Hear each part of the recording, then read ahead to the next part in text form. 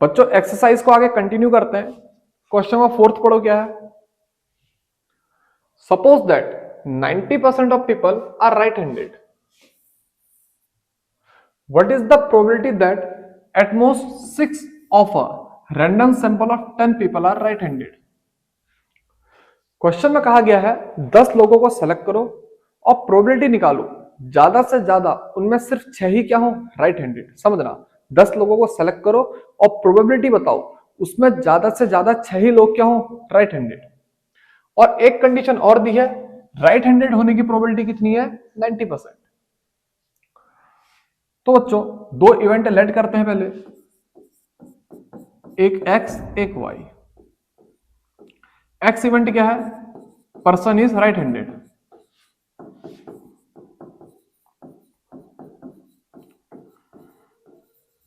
और Y event क्या है, पर्सन इज लेफ्ट हैंडेड। अगर राइट हैंडेड नहीं है तो वो क्या होगा लेफ्ट हैंडेड। अब बच्चों probability of x right handed की कितनी है 90/100, इट मीन 0.9। तो बच्चों प्रोबेबिलिटी ऑफ लेफ्ट हैंडेड कितनी होगी 10/100, इट मीन 0.1। इतना समझ में आया। 90% अगर राइट हैंडेड है तो लेफ्ट हैंडेड कितने होंगे 10%, यानी कि 10/100 0.1, और ये px 90/100 0.9। ये लॉजिक समझ गए होगे। अब इसके बाद हमसे कह रहा है प्रोबेबिलिटी निकालो x less than equal to 6 out of 10 people. समझना, 10 लोगों को सेलेक्ट करो, उसमें ज्यादा से ज्यादा सिर्फ 6 ही क्या होने चाहिए राइट हैंडेड।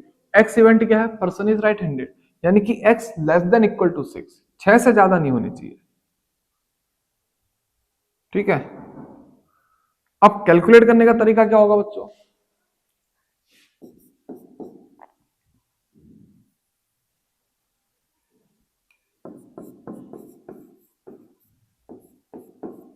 इसे लिखेंगे हम 1 माइनस, ठीक है, P x equal to 7 plus P x equal to 8 plus P x equal to 9 plus P x equal to 10। इतना समझ में आया। पी एक्स इक्वल टू 7 का मतलब क्या है पहले ये समझो। मैंने जो 10 लोग सेलेक्ट कर रहे हैं उसमें से 7 राइट हैंडेड हैं, ये उसकी प्रोबेबिलिटी है। पी एक्स इक्वल टू 8 का मतलब क्या है, मैंने जो 10 लोग सेलेक्ट करे हैं उसमें 8 क्या है राइट हैंडेड, ये उसकी प्रोबेबिलिटी है। पी एक्स इक्वल टू 9 का मतलब क्या है, मैंने जो 10 लोग सेलेक्ट करे हैं उसमें 9 क्या है राइट हैंडेड, ये उसकी प्रोबेबिलिटी है। और पी एक्स इक्वल टू 10 का मतलब क्या है, मैंने जो 10 लोग सेलेक्ट करे हैं 10 के 10 उसमें क्या है राइट हैंडेड, ये उसकी प्रोबेबिलिटी है। अब इन सारी प्रोबेबिलिटी को ऐड कर दो, फिर 1 से माइनस कर दो, तो वही प्रोबेबिलिटी आएगी ज्यादा से ज्यादा 6 ही क्या होंगे राइट हैंडेड। ठीक है, ज्यादा से ज्यादा 6 ही क्या होंगे राइट हैंडेड। इतना समझ में आया। एक मिनट बच्चों, कॉल आई है, क्या हुआ।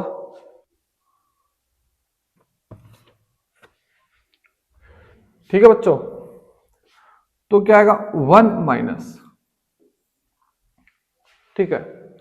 अब बच्चों x इक्वल टू 7, पहले 10 में से 7 लोग ऐसे सेलेक्ट करो जो कि क्या है राइट हैंडेड, तो यानी कि 10c7 0.9 की पावर 7 0.1 की पावर 3। समझना, ये 0.9 की पावर 7 वाला टर्म क्यों आया, देखो 7 लोग क्या है राइट हैंडेड, और राइट हैंडेड की प्रोबेबिलिटी कितनी है 0.9, तो 0.9 की पावर 7। फिर बचेंगे कितने 3 लोग, वो क्या होंगे लेफ्ट हैंडेड, तो 0.1 की पावर 3। अब ये प्लस को ऐसे लिखो, ठीक है, ये टर्म ये रहा। अब इसके बदले क्या लिखेंगे, पहले 10 में से 8 लोग ऐसे सेलेक्ट किए जाएंगे जो कि क्या होंगे राइट हैंडेड, यानी कि 0.9 की पावर 8।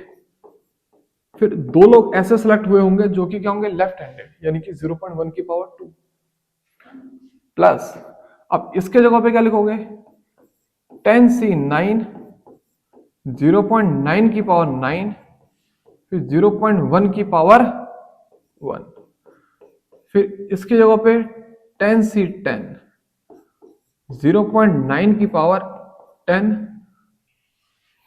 इंटू 0.1 की पावर 0। यही क्या आ गया हमारा फाइनल आंसर। इतना समझ में आया बच्चों?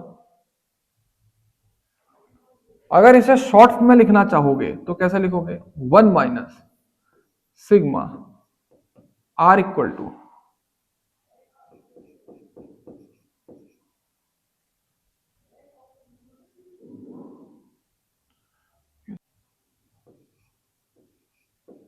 7 to 10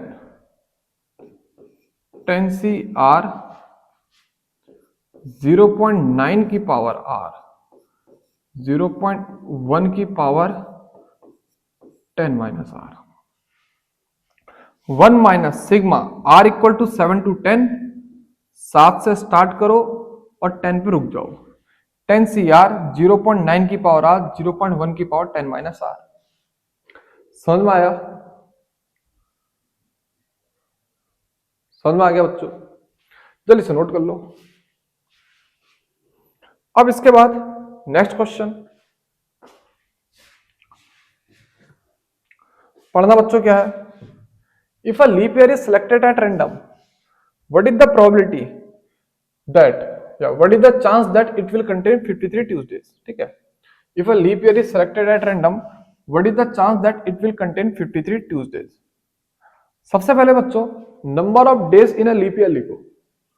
मैं लिखता हूं number of days in a leap year are कितना होगा? 366। That is 52 weeks and 2 days. ठीक है। या फिर एक काम करो 52 वीक्स प्लस 2 डेज लिखो। देखो नंबर ऑफ डे 366 है, इसको 7 से डिवाइड करो। 7 5 जा 35, 1 6 7 2 जा 14, 2। यानी कि 52 वीक पूरे होंगे और 2 दिन एक्स्ट्रा होंगे। 7 से क्यों डिवाइड करा? क्योंकि एक वीक में 7 दिन होते हैं। ठीक है। तो एक बात बताना, अगर 52 वीक्स हैं इसका मतलब 52 ट्यूसडे तो होंगे ही होंगे, और हमें क्या प्रोबेबिलिटी बतानी है? 53 ट्यूसडे की। यानी कि ये जो 2 दिन एक्स्ट्रा हैं इनमें एक क्या आना चाहिए? ट्यूसडे आना चाहिए। तो सबसे पहले क्या करते हैं? सैंपल स्पेस लिखते हैं इन 2 दिन का। Sample space. सैंपल स्पेस में बच्चों पहला एलिमेंट होगा मंडे ट्यूसडे, दूसरा एलिमेंट होगा ट्यूसडे वेडनेसडे, तीसरा एलिमेंट होगा वेडनेसडे थर्सडे, चौथा एलिमेंट होगा थर्सडे फ्राइडे, पांचवा एलिमेंट होगा फ्राइडे सैटरडे, छठा एलिमेंट होगा सैटरडे संडे, फिर सातवां एलिमेंट होगा संडे मंडे। ये जो 2 दिन है वो इनमें से ही कोई एक आएंगे, और हमें बताना प्रोबेबिलिटी क्या? 53 ट्यूसडेज। तो यानी कि जिन जिन में ट्यूसडे आ रहा है वो क्या हमारे फेवरेबल आउटकम। ठीक है। मैं लिखता हूं let A be an event of 53 Tuesdays. तो जो प्रोबेबिलिटी ऑफ ए होगी वो क्या होगी? Number of favourable outcome for A upon total outcome. ठीक है। तो बच्चों ये कितने हैं? 2। फेवरेबल आउटकम क्या है? 2। अगर ये पहले के 2 दिन या फिर ये वाले 2 दिन इन 2 डेज की जगह पे आ गए तो कितने नंबर ऑफ ट्यूसडे हो जाएंगे? 53। ठीक है। अपॉन टोटल कितने? 1 2 3 4 5 6 7। समझ में आया? 53 ट्यूसडेज की प्रोबेबिलिटी कितनी आ जाएगी? 2/7। जल्दी से बच्चों नोट कर लो।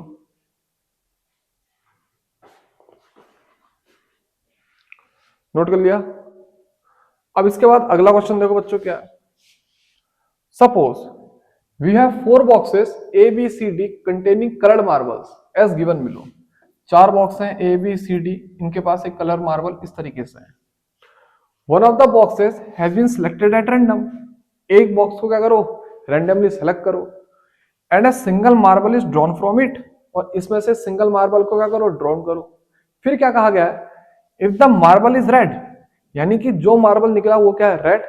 What is the probability that it was drawn from box A, box B, box C. Probability निकालो वो बॉक्स ए से हो एक बार, उसके बाद प्रोबेबिलिटी निकालो वो बॉक्स बी से हो, उसके बाद प्रोबेबिलिटी निकालो वो बॉक्स सी से हो। बच्चों क्वेश्चन तो सीधे सीधे किसका, बेस थ्योरम का। सबसे पहले क्या करते हैं, प्रोबेबिलिटी निकालते हैं ए बॉक्स को सिलेक्ट करने की। प्रोबेबिलिटी निकालते हैं ए बॉक्स को सिलेक्ट करने की, वो कितनी होगी, 1/4। 1 2 3 4 बॉक्स है, तो ए को सिलेक्ट करने की प्रोबेबिलिटी 1/4। ऐसे बी बॉक्स को सिलेक्ट करने की प्रोबेबिलिटी 1/4। ऐसे ही सी बॉक्स को सिलेक्ट करने की प्रोबेबिलिटी 1/4। ऐसे ही डी बॉक्स को सिलेक्ट करने की प्रोबेबिलिटी 1/4। इतना समझ में आया। अब एक इवेंट लो आर, मैं लिखता हूं लेट आर एक ऐसा इवेंट है, red marble is drawn, red marble is drawn. तो सबसे पहले बच्चों हम निकालेंगे रेड मार्बल ए बॉक्स से ड्रॉन किया गया है। रेड मार्बल ए बॉक्स से निकाला गया है, यानी कि ए बॉक्स का होना कंफर्म है। प्रोबेबिलिटी निकालो रेड मार्बल आए। देखो ए बॉक्स में कितने रेड मार्बल है, एक। टोटल मार्बल कितने, 6 + 1 7, 7 + 3 10। तो ये कितना आएगा बच्चों, 1/10। इसका बच्चों प्रोबेबिलिटी ऑफ रेड मार्बल, ठीक है, फ्रॉम बॉक्स बी, यानी कि बी बॉक्स कंफर्म है, उससे रेड मार्बल आए, इसकी प्रोबेबिलिटी कितनी होगी बच्चों, बी के पास कितने रेड हैं, 6, और टोटल कितने हैं 10। 6 + 2 + 2, ठीक है, तो यानी कि 6/10। अब ऐसे ही probability of red marble from box C, यानी कि सी बॉक्स कंफर्म है, इस बार सी बॉक्स कंफर्म है। प्रोबेबिलिटी निकालो रेड मार्बल आए, तो ये कितना होगा बच्चों, 8/10। और इसके बाद probability of red marble from box D, ये कितना आ जाएगा, 0/10। ये भी कितना आ जाएगा, 0। इतना समझ में आया। अब क्वेश्चन में हमसे क्या पूछा गया है, अगर रेड मार्बल का आना कंफर्म था, अगर रेड मार्बल का आना कंफर्म था, क्या प्रोबेबिलिटी है कि ये बॉक्स ए से आए, या फिर ये बॉक्स बी से आए, या फिर ये बॉक्स सी से आए। इसका मतलब हमको निकालना था conditional probability of A if R is confirm. क्या प्रोबेबिलिटी है कि रेड मार्बल आए, ठीक है, समझना क्या प्रोबेबिलिटी है। हमने जो मार्बल निकाला वो क्या आया, रेड। अब प्रोबेबिलिटी बताओ वो ए बॉक्स से था, समझना। हमने जो मार्बल निकाला वो क्या था, रेड, और वो कंफर्म है। क्या प्रोबेबिलिटी है कि वो ए बॉक्स है, समझ में आया। तो क्या करेंगे बच्चों, सबसे पहले ए बॉक्स को कंफर्म करेंगे, ठीक है, ए बॉक्स को कंफर्म करेंगे। तो हमने ए बॉक्स को कंफर्म करा, अब इसके साथ मल्टीप्लाई करेंगे आर की कंडीशनल प्रोबेबिलिटी, ठीक है, अपॉन बच्चों फिर से क्या करेंगे, ए बॉक्स को कंफर्म करेंगे, फिर इसके साथ मल्टीप्लाई करेंगे आर की कंडीशनल प्रोबेबिलिटी, प्लस फिर बच्चों बी बॉक्स को कंफर्म करोगे, उसका मल्टीप्लाई करोगे क्या, आर बॉक्स की, आर मार्बल की कंडीशनल प्रोबेबिलिटी। फिर इसके साथ बच्चों सी बॉक्स को कंफर्म करोगे, उसका मल्टीप्लाई करोगे आर मार्बल की conditional probability, plus D box को कंफर्म करोगे, उसका मल्टीप्लाई करोगे आर मार्बल की कंडीशनल प्रोबेबिलिटी। इतना समझ में आया। अब बच्चों ए बॉक्स को कंफर्म करने की प्रोबेबिलिटी कितनी है, 1/4। उसके बाद आर की कंडीशनल प्रोबेबिलिटी कितनी है बच्चों, 1/10 अपॉन बच्चों यहां पे तो ये लिखोगे 1/4 इंटू 1/10 प्लस यहां पे क्या लिखोगे बच्चों, 1/4। फिर आर मार्बल की कंडीशनल प्रोबेबिलिटी कितनी है, 6/10, ठीक है, अगर बी बॉक्स कंफर्म है।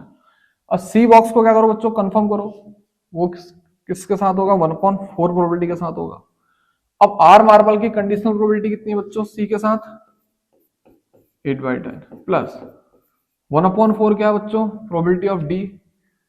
आर मार्बल के साथ इसकी कंडीशनल प्रोबेबिलिटी कितनी है, 0। इतना समझ में आया, इतना समझ में आया। अब बच्चों 1/4 1/4 1/4 1/4 ये सब कैंसिल हो जाना है, अपॉन 10 अपॉन 10 अपॉन 10 अपॉन 10 में कैंसिल हो जाना है। ये कितना आएगा, 1 अपॉन 1 प्लस 6 प्लस 8 प्लस 0। तो यानी कि बच्चों ये कितना आएगा, 1 अपॉन 8 और 1 9 9 और 6 15। तो इसका आंसर कितना आएगा बच्चों, 1/15। ये क्या है, अगर आर मार्बल का आना कंफर्म है तो वो जो मार्बल आया है किससे आया है, ए बॉक्स से आया है। जल्दी से नोट करो।